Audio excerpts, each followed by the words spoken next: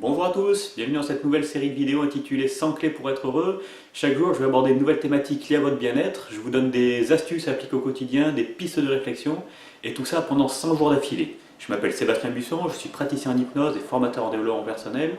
Aujourd'hui, on va parler de l'importance de s'aimer soi-même. Je m'aime, je m'aime, je m'aime, je suis le plus beau. Et oui, pour beaucoup de personnes, le fait de s'aimer soi-même est considéré comme quelque chose de narcissique ou d'égoïste, et donc forcément c'est mal perçu.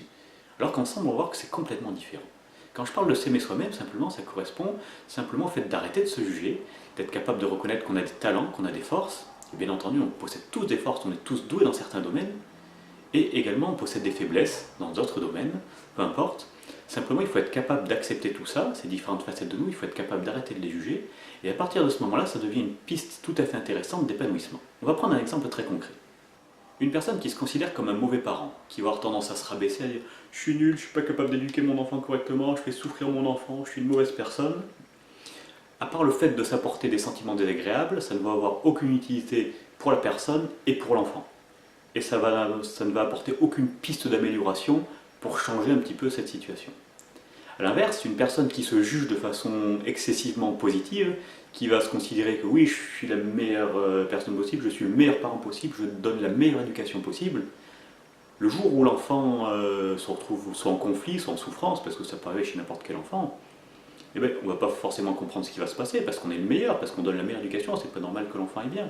Peut-être qu'on va simplement dire, oui, il est dans une mauvaise passe, peu importe, ça lui passera. Peut-être même qu'on va le considérer comme ingrat, notre enfant, parce que c'est pas normal avec la meilleure éducation qu'on lui donne, qu'il se retrouve à être malheureux, c'est pas normal, alors que nous on est le meilleur, lui il devrait être heureux.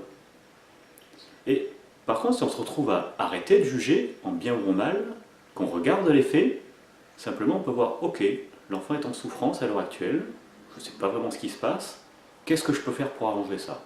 Je ne sais pas ce que je peux faire, je peux me renseigner, je peux lire des livres sur l'éducation, il y a peut-être des parents qui n'ont pas ce problème-là, on peut leur poser des questions, et je vais mettre en place une solution. Je mets en place une solution, c'est peut-être pas celle qui fonctionne le mieux, j'en essaie une autre, et je peux évoluer en fonction de mon enfant, en fonction de comment il évolue. Simplement parce que j'ai arrêté de me juger, je peux mettre en place des solutions, je peux évoluer, c'est bénéfique pour moi, c'est bénéfique pour mon enfant. Et c'est valable dans tous les aspects de la vie. Une personne qui veut perdre du poids, elle a fait plusieurs régimes, ça n'a pas fonctionné, elle dit elle est nulle, ça ne marche pas avec moi, je suis incapable de me tenir un régime, j'ai pas de volonté. Le fait de s'apitoyer sur son sort, encore une fois, ne va pas l'aider à avancer, à trouver des solutions. Si elle est capable d'arrêter de se juger et de dire ok, j'ai fait 3 régimes, ça n'a pas fonctionné. Pourquoi? Peut-être parce que c'est pas de régime dont elle a besoin, peut-être qu'elle a besoin de faire du sport, peut-être qu'elle a besoin de comprendre pourquoi elle n'a pas eu de volonté dans ce moment-là, ça elle peut le travailler. Peut-être qu'elle grignote tout le temps, elle peut essayer de comprendre comment modifier ce comportement-là. Mais si elle dit qu'elle est nulle, qu'elle n'est pas capable, de toute façon elle ne fera rien, elle restera dans l'immobilisme, parce que quoi qu'elle fasse, elle sait déjà que ça ne marchera pas. Donc le fait de se juger, de se critiquer, de se rabaisser, encore une fois, ne sert à rien, à rien, à rien. Et qui ici peut dire qu'il ne s'est jamais jugé, qu'il ne s'est jamais rabaissé? Mais personne, ça arrive à tout le monde bien entendu. Quand on parle de s'aimer soi-même au sens arrêter de se juger, accepter ses forces, accepter ses faiblesses, accepter toutes ces facettes de soi, et même ressentir de la chance pour les forces que l'on a, c'est important de ressentir cette chance-là, d'être heureux d'avoir des capacités. Mais bien entendu, tout ça, c'est très différent de se considérer comme le meilleur, le meilleur, le meilleur. Plus on sera bien dans sa vie, plus on sera épanoui, plus on gagnera en confiance en soi, au contraire d'être égoïste, bien entendu, on sera beaucoup plus capable d'aider ses proches ou d'écouter ses proches. Plus on sera bien dans sa vie, plus on aura de l'énergie pour retransmettre aux autres. Et en ce sens, s'aimer soi-même, c'est vraiment un acte altruiste.